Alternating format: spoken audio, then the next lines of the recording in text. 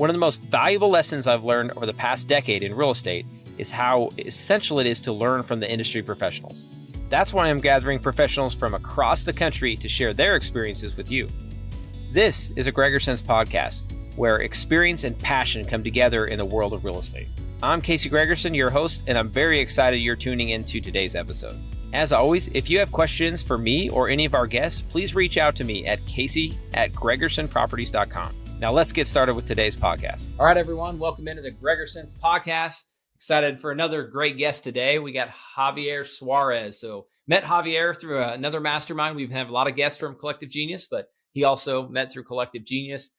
He's investing and working down in Florida, but I know he does stuff outside of Florida, and I'm excited to get into all that. But one of the big cool topics we're going to talk about with Javier today is skip tracing, because that's one of his specialties. So when people try to understand, like, hey, how do we do our marketing? How do we go direct to seller? One of the big things we do is we're able to actually get data and information, and we're able to use that to market to people. So Javier's company helps us do that, but he's also an investor. He can give us a lot of perspective there. So yeah, man, excited. Tell us though, let's get started, Javier. I want to hear your background. How'd you get into real estate? Tell us more. Heck yeah, man. Thanks for an awesome opening here. So I got into real estate back in 2013, I think it was.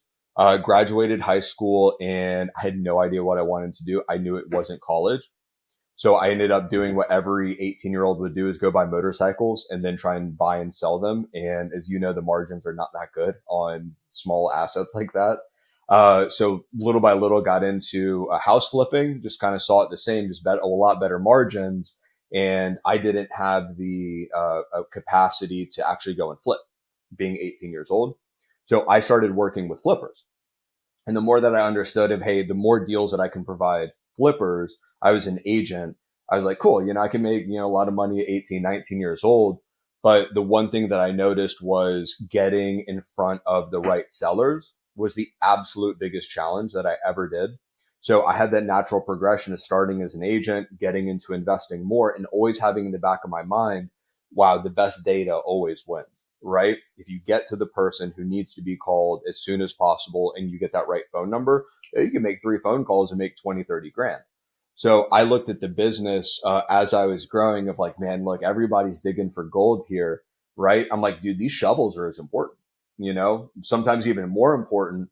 And I found that out more. I leaned into it, and running my wholesale business for a while, we were spending a lot of money on skip tracing. And we had this one jump off point where I decided we needed to just start our own business, be able to control our own flow of data and make sure that the quality was really good, because most providers that we used, man, we were at their mercy. They had no customer service. So we took what they were giving us. And once I focused on making a better avenue that, hey, if I have a thought of a lead list in the middle of the night that I know that's going to hit, I need to get that lead list, within 2 hours. And that's why our company's promise is being able to get you data in 2 hours, no matter what it is. And that is our brand promise here. Okay, cool. So Javier, that's really, interesting. I mean, I've talked to you about that before too, right? Like you're like, hey, you can go invest a lot of time in marketing, and whether you're direct mailing, whether you're cold calling, texting, and you can spend a lot of money, but if you also can spend you can also go throw out, like direct mail, for example, it's a good way to burn a lot of money fast if you don't know what you're doing, not hitting the right list. I loved how you talked about the kind of shovel analogy to like making sure you have the right data, but keep going with that. Like, how do you I'm just curious, like as an investor, like how you're able to, because that's some question I always have. It's like, hey, how are we getting the most bang for our buck on our marketing? So the best thing that I've ever been told was start with the end in mind, right? So I think once you start with the goal that you actually want to achieve, for example, mine was get to $100,000 a month in revenue, right? Technically, that goes out to about $1.2 million annually, right? And if you're talking from a gross figure, you have a pretty good idea of like, okay, this is the target. Then you start backing that out through, let's say each deal that I'm making as a wholesaler, right, is $20,000, right? So I knew at the end of the day, I had to go do about, 600 deals or something like that annually, or about 60 deals. I don't know, math in the back of my head to do that like exactly, but is taking exactly how much you make a deal and dividing it by what you want to do. And the biggest mistake I see a lot of people is that they want to go do, they have these, commercial dreams, but they have this, a single family wholesale, do a couple a year, and they're just leaning on absolute faith to try and bridge this gap. So I would always say is that make sure that you're buying the right lists, right? And make sure that you're actually going after the thing that gets to your goal. And I see the biggest problem is people aren't buying the right data, right? People aren't starting at the most important piece where you need to go. And that's actually what your revenue goal is at the end of the day when you're running your business and your operation. So that's actually how I had my biggest jump was I stopped buying single family lists and I only bought multifamily lists. And that's something that we talked about a long time ago. And it's been about a year. But when you change that target of just what are you putting in the pipeline, this process is still the same. You, market, make an offer, contract, close, right? Whatever you want, however you want to do it in between, completely up to you. But I think starting with the end in mind, right? Not even buying the list is the most important part. And that was the first thing we did, right? We talked, we were like, hey, what's the goal, right? And I think everything else comes after that, right? Being a data company, obviously I want to buy you to buy as much data as possible. But if you don't get to your goals, right? That I think is the biggest piece when it comes to buying the data. What are you buying it for? Makes total sense. Yeah. Yeah. We've had a lot of conversations about it because our market's a little bit different to where we do cast a wider net versus some people are much more like, let's sniper, right? Let's go find a niche list and let's hit that and let's hit it multiple ways. We found in our market that it's better it's because it's a smaller market. We have to cast a wider net and find more leads, which isn't, again, it's two different ways to do it. Sometimes I wish I'd be like, hey, let's just go sniper and like find very motivated people. But if you got the end in mind, I think that's the key to it. I'm just curious selfishly, because we've asked it before, any tips you have, like, let's say that, so the easy way to go to start to market, let's start here. The easy way to go to market is you go find for a very niche list. And when we say niche list, you're finding some sort of motivated list of people, right? You can go that, if you can go buy that list, that's a great way to market, right? But in our scenario, I'm going to be selfish and ask, hey, say you want to do a little bit more volume. And I had this, where I'm coming with this is I was talking to another investor yesterday, and they were in a mastermind and they were asking, hey, what does your deal flow look like? Hey, what are your leads look like? And then they're like, man, I haven't even created a system. So let's say somebody is trying to get a lot of leads so they can, whether they're doing creative finance or fix and flip or trying to do buy and holds, like what would you suggest though, if you're trying to cast a bigger net to where you can, because it's all about numbers, right? You need a lot of leads to be able to get appointments to contracts to actually closing. What would you say to actually initially get that surge of like leads, from the data? I think a lot of people get inundated. So I would find the one thing that you could do and have the maximum result. And for me, like, obviously, is we all can go do the hard work, right? I like the smart work, which is go find one seller that has a lot of property and just work the relationship. And that's why for me is like, I really like the in-state absentees, right? So that's a guy who maybe lives down the street from you. He's a doctor, maybe he's a clothes manufacturer for like his whole life serving the local community. And he's picked up maybe like, 20 to 30 rentals, right? To me it's a very easy list where everybody has that, right? It's a specific filter that you have to run, but it's super achievable to get the people in your area who own rental property. And then you can go meet them for coffee. And now I go get 10 deals, right? So, if you take how many calls and how many emails and how many texts and how many follow-ups it takes 6 to 7 contacts to actually get in front of somebody, right? And then every time past that. So if I have to do that for, say 100 of those for 10 deals, like that's exhausting, right? Like I'm like you, I have a family. I'm doing this to like spend less time and go make a lot more money. So for me, it's like, I just want to contact the one guy I can buy 2 or 3 deals off of. So I'm not even just getting straight to the deal, but I'm also vetting a lot of that trust process. And even a lot of the times you can go get, better deals. You can go get more deals. You can build relationships, get investing relationships out of the people who you're actually buying their portfolio. Right. And not being a big company, but, that's kind of like my little hack that I always recommend people. It's like lead flow is bad, right? Too much lead flow is bad because it's like you can get over flooded, right? When you have too much flow going on, right? Like I have like one VA on my team because I just go meet like everyone in my local community. You know what I'm saying? And I just work those relationships with those kind of people. I see a lot of people, man, is just everybody's like, yo, there's a lot of leads. There's too much marketing, right? And then that's where you burn out a lot of cash, right? Is when you're doing too much marketing and you want to look at that retention of like, yo, what are my efforts actually netting me? I think that net result, right, of lead to not even just, lead to contract, honestly, is the one metric I look at to see the health of my pipeline. Yeah.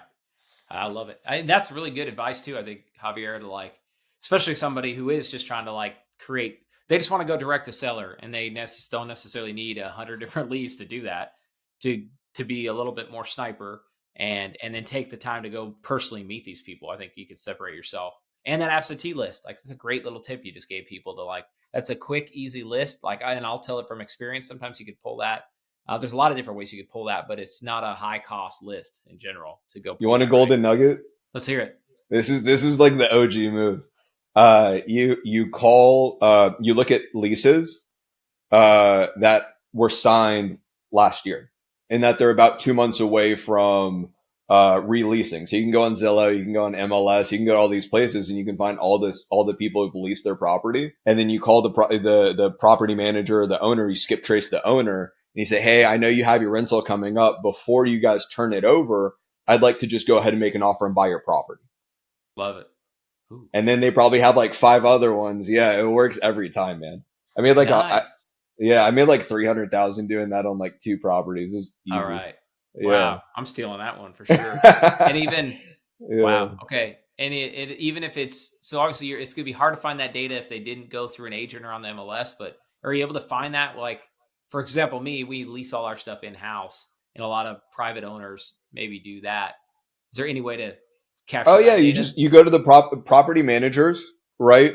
Property managers are sometimes gatekeepers. So if you have a good relationship with a property manager, right? Hey, I'll give you X% commission if you guys help me connect. Like, we liquidate rentals is essentially how I always like, that's our thing, is we liquidate rentals, right? I had to save you the time for turnover. And you want to get ahead before they take it to market, right? If you're the first one in the door, so you basically know their motivation of, okay, at the end of a 1-year lease, right? And then you just get in front of those guys. I mean, for me, is that there's 2 different ways you can get the list. You can get it from Zillow. You can literally just filter it out. If you have a good relationship with an agent too, they'll let you in their MLS and you can just download everything that leased last year within your market areas. Go ahead and get the property addresses, the mailing address to that property, and then you just go to clearskip.com and you get it skip traced, right? That is where you get the most lively lead flow, right? That's where you're going to get the most active people. But then you could also filter it out, I personally like someone who's maybe owned it for like 10 or 20 years, personally speaking, who has some equity in it. Like I said, that gym is like that's low hanging fruit, man. That's easy money. But yeah, getting the absentee and state list, that's to really cover, a larger game, that's where the real money's at. Love it, man. You just made everybody's podcast. If they take that one takeaway of that that little kind of niche marketing thing, I think everybody could go do that in their market. And it's easy money, man. And talk to the right people. And I'm just going to reiterate what Javier said. Like, you'll spend a lot of time when you're doing marketing talking to the wrong people, or not even sure, or spend 3 months talking to these people and they were never really going to sell anyway. But these are people who actually own property and aren't going to probably BS you, and they're going to like motivation. I'd love to sell a couple, or I'm good, but at least you're going to know. Motivation, it, man. And for you as well, man, this goes for a lot of people who like have property. I actually don't recommend owning real estate, for private investors. What I actually recommend, because most private owners, when you make that introduction to them to say, hey, yes, I'm going to liquidate your property, their first thought is tax and loss of income, right? But they also don't think of it if an AC unit goes out, right? Or there's an issue with their property, that hurts their cash flow. Yeah. Right. So for us, I like working with people who own real estate so they can also become investors back into what I'm doing. And then Yep. they actually make the same returns without having to have the bump if there's anything that comes with real estate ownership. So being a passive investor with a private investor who has a larger company who can withstand that stuff is an absolute game changer when you start to look at why am I investing, right? Most people are investing for a yield, but working with someone like yourself, hey, it's a no brainer. Yeah. Oh man, that's so smart. To where, yeah, I love where you're going with that. I mean, you can go 100 different ways, right? You find somebody who's owned property, but you're right, they don't want to maybe necessarily mess with the management or the ups and downs of like you got to fix something or whatever. They just want predictable income. So yeah, we've done that too before, where some of our best private money investors are people who are selling their property and maybe they sold it to us, or maybe we helped make them a connection to sell it to the right person, but then they reinvested that into something more passive or into something bigger that had a better yield. That's a really cool tip. You're converting their equity, right, into a yield, Yeah. turning the equity into an income, and they're protecting themselves from anything in the future going down, because what happens to real estate? Real estate only loses money, right? So now if you pivot and jump off at the top point where your property's worth, just, where it makes sense to sell it to somebody else, and that this weird place at the market that we're at, and you can make the jump off in them for the next, how many ever years, your portfolio is solidified by this and cross collateralized. Where do I sign? Yeah, It's man. a no brainer. Yeah, I really like that. And I think I'm going to just hit home on that a little bit more, because I think there are a lot of people, especially we talk to on, maybe it's people who are interested to buy or they're interested in investing, but they've got rental assets or they've got some real estate exposure, but they want to either they want to be more passive or they want to get into bigger deals, or like you said, have spread out the risk amongst multifamily or other different asset classes. But I think those are the perfect candidates to either, and there's a lot of different ways they could either sell with like an installment sale or some sort of seller finance to where they adjust their taxes, or they can roll it into Yeah. something else. But man, I'm just glad you hit on that, because I think it's a lot of people don't understand that maybe there is more that they could be doing. They're making cash flow maybe, or they got rental properties, but they could take it to the next level by scaling up, or take it up to the next level by being more passive. Sounds like. Yeah. Yeah. Passive is going to be a very hot buzzword for the next couple of years. Yeah, man. Cool. Yeah. Well, let's talk a little bit more, Javier, about like, because I think, and I know, so I had this question when you first start out, but unveil the curtain a little bit for us. You don't have to tell us all your secrets, but just like give people a feel for like skip tracing, what it even means. So right, so I'll kind of summarize it, but you can go deeper. When we go with like Javier's company, that can help us find the data of like, hey, who are we going to market to? Right, he's going to help us pull a list, but then he also helps us get their contact information so we can market to them in different ways, whether that's a postcard, whether that's texting, cold calling. But it's a fascinating thing, right? Because many people think, okay, hey, I want to go find. So a lot of people will do this. I've seen in Wyoming or other places where they're like, hey, I'm interested in that property. I don't know them. So sometimes if it's in an LLC, they'll go through the Secretary of State website, and that's a really effective way, but it's something hard to do at scale. But talk about how you're able to do what you do and the service you provide at scale for people if they want to pull a big list and get a lot of contact information. Yeah, man. I'll take it down all the way to like Vince Lombardi looks at it, and we'll go, what's a football, right? So you have a property, and then you have who owns it, and then you have how do you get in contact with the people who own it. That's what we do, right? So most people, you go to the tax records, you can get, the address, the mailing address, and then the owner. And that ownership can be held as a person or a company. It's surprisingly enough, the most important part of our business is how you reach out to people, right? And that's what our company specializes in. Our core offer is to be able to get the most accurate data to your business in the quickest amount of time, right? Efficiency. And the biggest part when it comes to real estate is actually being able to get in front of the people that you need to. And we don't handle the communication side, right? If you want to text somebody, if you want to call somebody, we're going to help you get to that net result, which is talking to the owner faster and more reliably to anybody else.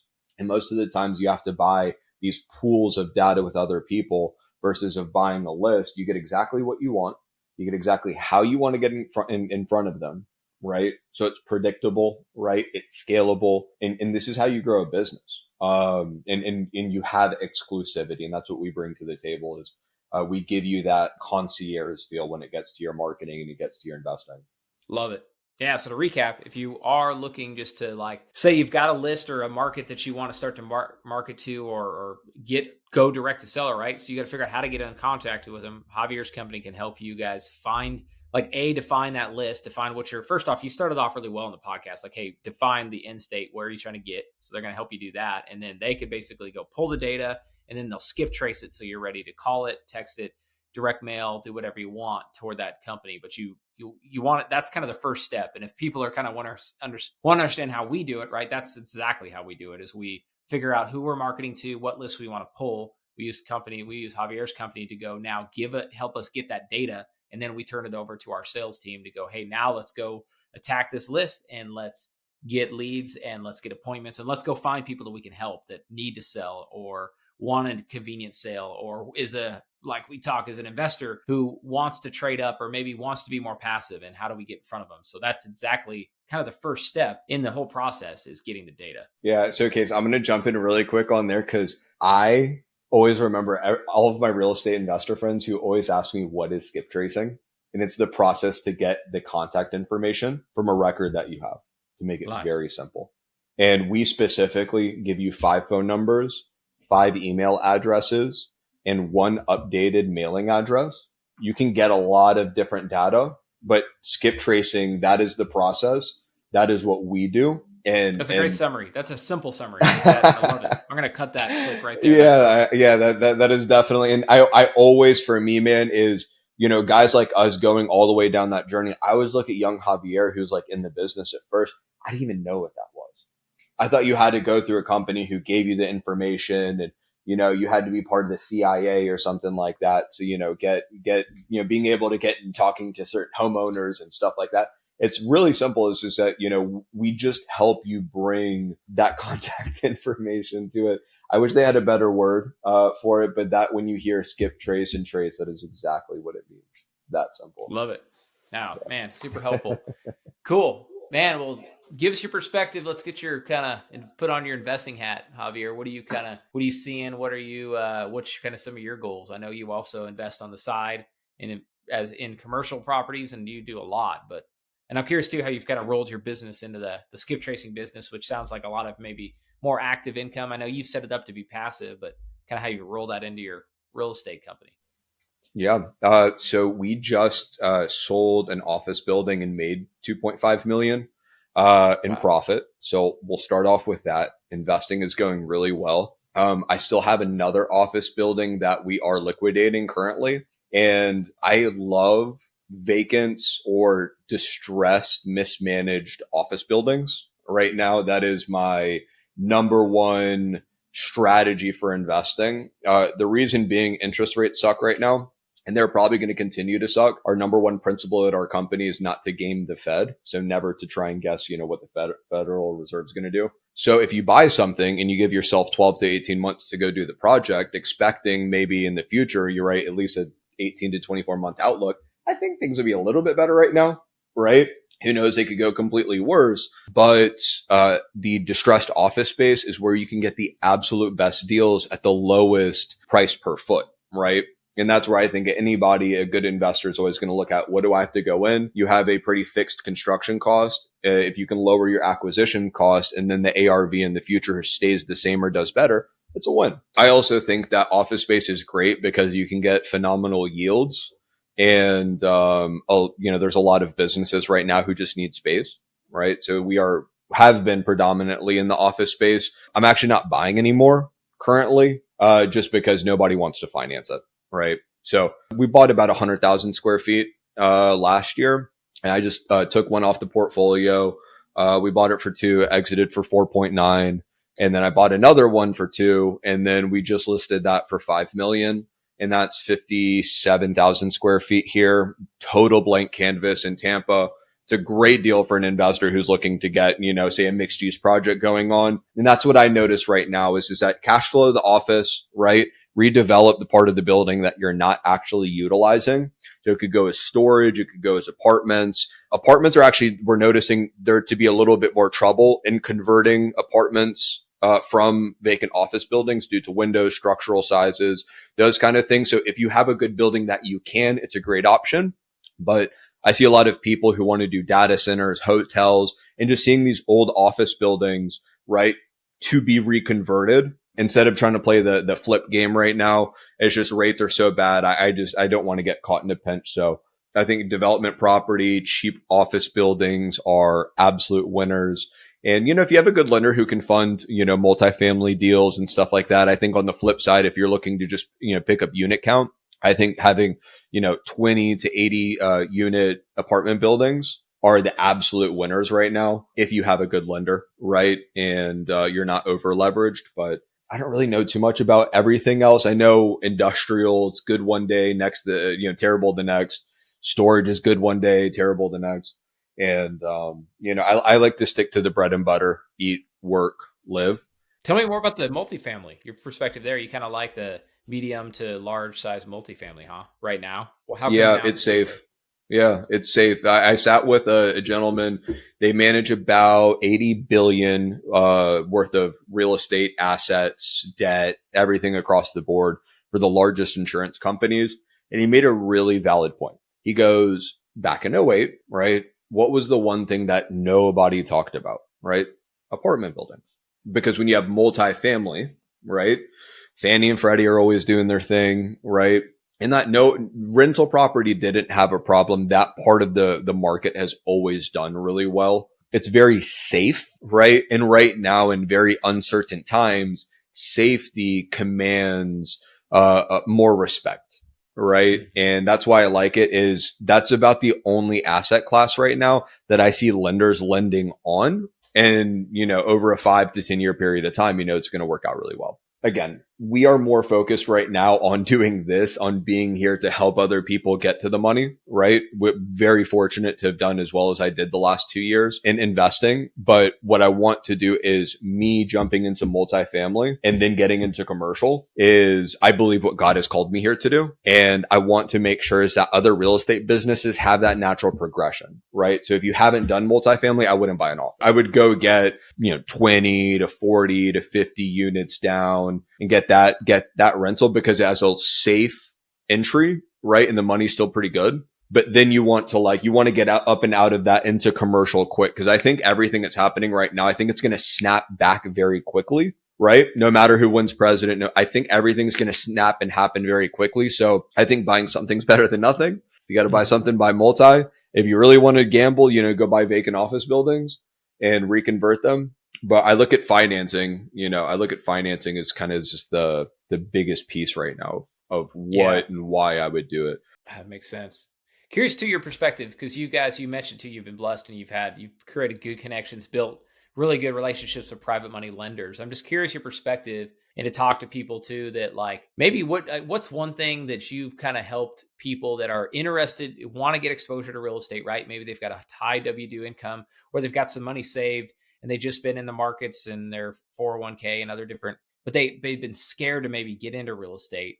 What is something you've kind of talked to those people because you've worked with a lot of people, I'm assuming, that made that plunge and sounds like they've come out really well and done really well. But what do you kind of say to those people that are they just need that first kind of push? Buy early and you don't have to buy the whole building, right? You don't have to buy the whole property. Mm-hmm. And as an investor, you look at it as you're buying into a safe asset, which is something that if it burns down, you have insurance. Most everything can be fixed and replaced. And if it's paying you and not losing value, we get started. And then once you get more comfortable, right, just let momentum happen. And I think no matter where you are on your investing journey, it is up to you to determine how and what you like to invest in. So even if it's a little, what I'd recommend is start taking more shots and then fire some cannonballs, right? Yeah. And see what you like and see what you don't like, right? But everybody owns real estate. So I think if you don't own real estate, right, you can own real estate passively with people, you being yourself, being a manager, being a sponsor, right? And that is my biggest thing. I would say to an investor is try, right? See if you like it, compare, right? Do a market analysis. What can I get by investing in stocks, right? Well, shoot, you could probably get a lot of money. You could lose it too. Yeah. You know, Yeah. There's no I could insurance. buy a house, you know, but there might be some things that I don't know. So I will always look at, it's called a risk chimera, right? And chimera means the likelihood of something being achieved versus the fatality that could happen. And that's actually a document that I've created, and I'll do a TED talk on it one day. But it is the likelihood of something happening, right? Because some people will buy, you know, they'll get into wholesaling and they'll think of, okay, great, profits are super high, right? But what's the likelihood of that happening? And then what's the likelihood of it not working? Well, the likelihood of it working is pretty high, depending on what your revenue goals are and how you look at life. But most of the time, if you play it pretty good, you know, the risk of losing is really low, right? And same thing with passive investing is that it's a little bit less than wholesaling or say like owning a rental property. It's a little bit lower than you would taking on all of the risk myself, but the chances of it happening are very certain, right? Very, very certain, but the risk of losing is really low. So that denominator of it going sideways, right? That's always how I value it. And always being a passive investor with someone trusted like yourself, what can go wrong, you know, is you have an amazing portfolio. You have insurance on properties. You have credibility. You have track record. You have future ahead of you, right? Like if you were a stock, I would buy yours. No, I appreciate that, man. What I really like what you said though is, yeah, just get in there, take some shots, take something that you're comfortable with early on, and you're like you say, you're protected by a hard asset. You have insurance. It's not like a stock to where it should not ever go to zero, right? So you got that protection, but just get in and start it, and then let momentum take its course, right? You mentioned that, hey, once you do that first deal and see what you do, how you make on it, right? And then you'll be ready to take on bigger or more riskier stuff if you want to, or you can keep taking those base hits, right? But the first one is just get in there and try to get a base hit. And I think you could get an easy base hit by investing in real estate. Spending 20 grand on, you know, something that's going to make me money back, right? Well, I mean, you probably got a couple $100,000 more to be able to invest in throw at things, right? I need to know which is the one. It's a biblical principle, right? It's the parable of the sower, right? How do you do with what is given? And you'll never know unless you're able to put some talents out into the marketplace and see what returns. And I did the same thing with investing, man. I bought a single family, single family land, bought a whole bunch of different things. And I just see what I like. And then I think that's most investors, you know, you need to form your own investing strategies, right? Everybody used to want to invest like Warren Buffett, rest in peace, Charlie Munger.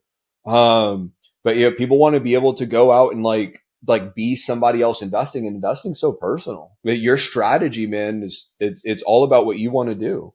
No one else knows that. Man, I like how you said it too. It's like the 20,000 in today's market. Like, say you do just want to put 20 or 40,000 into a deal. Those kind of deals have passed. It's harder to go buy and you to actively be an investor like that, right? But there are a lot of ways so you can go be a passive investor with, like you say, just invest in a note. Go invest in somebody like a rehab we've got going on, and go fund the rehab and secure it with the property. Like there's a lot of ways, and that's where you can take that little the little baby step or that little dip your toe in the water, see how that goes, keep it short term, 3 or 6 months.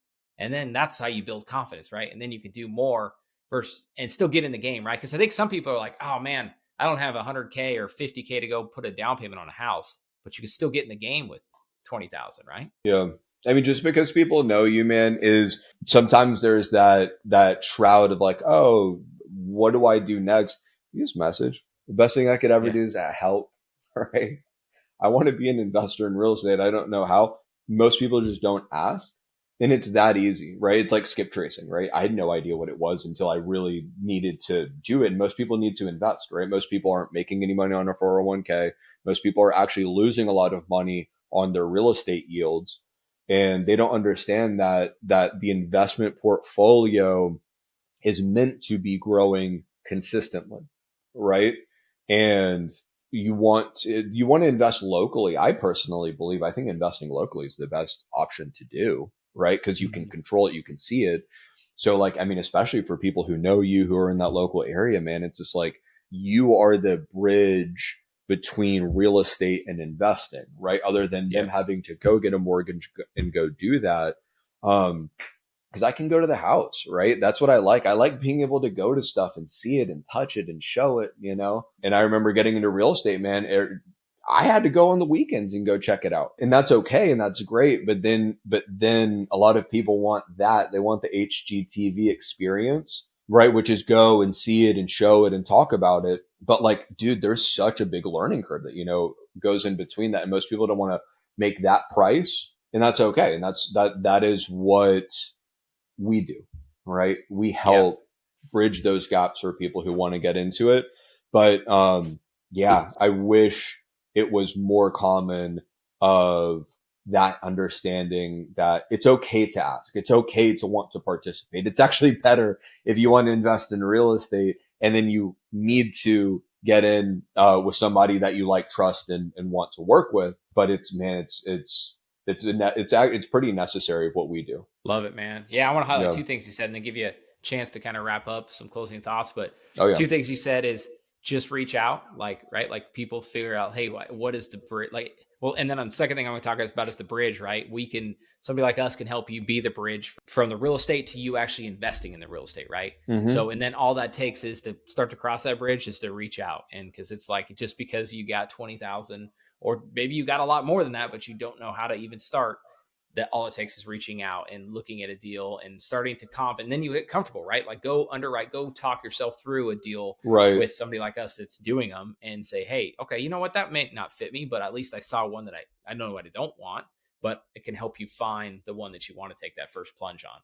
Yeah. I had one of my investors one time, biggest thing she asked me, she's like, this is great. Can I just ask one thing? Could you actually just teach us how you do it too? Right. And the likelihood of like them actually going out and doing exactly what we're doing as a collective. Right. But it's the mechanics of that.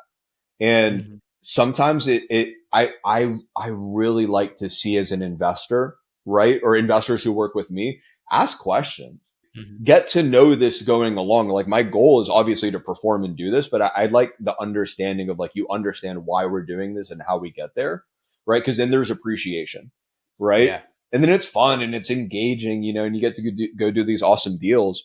But I think it's the same thing too, as like being a business owner is us of like, we are active investors in our deal and then participating together and of like, hey, how do we go do this goal of make more money together? And it sometimes is that mentality of like, yeah, we can't talk to each other is such a lie. And the more that we collaborate as well, it's an ecosystem. And that's why I wanted to get on, and talk to you and do all of this stuff. After she asked me that, man, it's just, I carried such a burden of like, I need to help more people, get out, get better deals, get more deals. Cause we're all investors at the end of the day. And just seeing everybody's portfolio and stuff would mean so much to me to so much conversation in real estate that's not being had. Yeah, love it, man. I couldn't agree more. That it's just like it's like you touched on several of these, but it's fun for us to talk about it and to teach. You talked about them just like, well, the only thing I was going to add to what you said is like they'll just the confidence you'll get, right? The more we help and show you and train you and like open up the curtain to see what it's like and what we do. Like the more confidence you're going to have to do more. And whether it's with us or someone else, but like it's just knowledge is power, right? And if you can try to teach other people to do it, have an abundance mindset. And I love people like you that have that same mindset of helping people out. It's good for everybody. God bless real estate. You bet, man. Cool. Well, any other stuff you want to wrap up with, Javier? Yeah, man. I wanted to definitely give everybody something for like a forward-looking perspective, and then a reason to engage with our company. One of the things that we do is we are actively talking to investors like yourself who are always hunting for deals. Maybe you don't know where to go. Maybe you don't know how to get there. And maybe you just want to cut your marketing costs really down, but there's something that we can help as a business. So I wanted to just give our website, our email, a first option to engage, right? Which is clearskip.com, CLEARSKIP.com. And once you go to our website, you can see 3 different options. You see property, you see business, and then you see next of kin. So no matter what you're doing in the real estate business, I want to be able to just give you a first option of try us out as a skip tracing user, right? So if you have a lead list, if you've just purchased a lead list, if you're looking to buy a lead list, right? Come to our website. We'd love to be able to be the first step here for you. Once you're, taking that lead list and actually needing to convert it into a deal here, we would love to get you the phone numbers, the emails, and we do LLCs. We do next of kin, so probates too. So you go to our website, And then we have something special for your listeners, Casey. So a lot of the times cost, you're spending about 20 to 30 cents on skip tracing, right? We want to go ahead and give you a preliminary deal out today. So if you use the code word Casey, Casey10, CASEY, right? And 10, we wanted to make sure that everybody could do 10-cent skip tracing across the board. Okay. Wow. That which is awesome. Yeah, which you normally have to pay to do that. What we're doing is that we're completely taking off any fee today to do that. As well, we're going to, in all of the comments and all the videos that we post, everything here, I'm going to drop in. We're going to follow up on all the videos, and we'll add a special $100 off your first time using us. And we want to just make it absolutely obvious of we're not playing any games. We really do want to help here. So we'll give you $100 as well. So we're going to follow up and put that one on there. You'll see ads floating around for it too. So if you see the $100 off, that is real, off your first order. And two, if you have any questions, right? If you want to connect, if you want to do a Zoom time, I will do a free first time call for any investor who's out there who's like, hey, could you just mind looking at my portfolio and see how I'm doing? Right? It's a no judgment. It is literally like a doctor's visit. So we can go ahead and see where you're at. Completely free, but you have to go to my website, clearskip.com, and there's an email there, and it's support, SUPPORT @clearskip.com. If you go ahead and fill that out, if you go ahead and just email us, right, and say, hey, I saw you on Casey's podcast. I wanted to go ahead and get, a call scheduled, or you have a question, just a really simple question. We have a live customer support team, Casey, that you know really well, right? Yep. And they're on point. And what we want to do is that we want to be here to help you go from investor to the investor that you've always wanted to be. And it's really not that far off, but that is the answer. So again, if you use KC10, you go ahead and just upload your list or email your list to us. You pay, you get your list back in 2 hours. It's about an hour actually that we're getting list turnaround right now. But we do everything concierge. We do everything from soup to nuts. If you have a list that needs to be formatted, we do the formatting for you, right? You have something that is missing certain addresses, we'll help fill it in best that we can. You don't have a name, we'll figure it out. Okay. But we do LLCs, we do probates, next of kin, and we do standard skip tracing. So if you just have an address, we can even just start there, but we will help you build the successful business that you want to build. And we'll do that first call free of charge. KC10 to get 10 cents for all of your skip tracing. And, I encourage you guys to visit our website. And, dude, I am just absolutely, glad we were able to do this today. So I wanted to send some gratitude towards your way, man. You bet, man. Well, thank you. That's awesome. So to recap, guys, I think Javier, you guys can shop around too and figure out what it's costing to skip trace. But yeah, you're not going to find 10 cents anywhere. And I can tell you because I've done it and I've tried to find it and it's not out there. So that's a huge give by Javier. And in addition to all the golden nuggets you shared today, man, I'm not going to forget the one to go pull the expired rental listings. That's some gold you gave us, and just perspective on private money lending and how you guys done it and how you've brought value to people. It's just been value across the board, which I know you said early on. That's what you kind of felt like you were called to do more of. So, man, can't thank you enough for being on here today, Javier. Love it, man. Thank you so much for having me, Case. This is great. Well, thank you guys for tuning in. You guys, I know Javier shared some ways to reach out to him, so please do. They'll be in the show notes. And yeah, we'll see you guys next time. Thanks for tuning in. As you may have learned by tuning into this episode of Gregor Sense, the easiest way to make real estate investing hard is by going at it alone. So as you continue learning and seeking knowledge of the industry, I want to encourage you to build relationships with other professionals who are passionate about real estate. Whether that's an agent, a business owner, or a managing investor like myself, there are pros that want to see you succeed and are willing to help you by sharing their experience. You can always reach me by visiting CaseyGregerson.com and scheduling a call. I look forward to connecting with you and continuing to share my experience with you here on Gregor Sense Mobile. Until next time, I'm Casey Gregerson. Thanks for tuning in.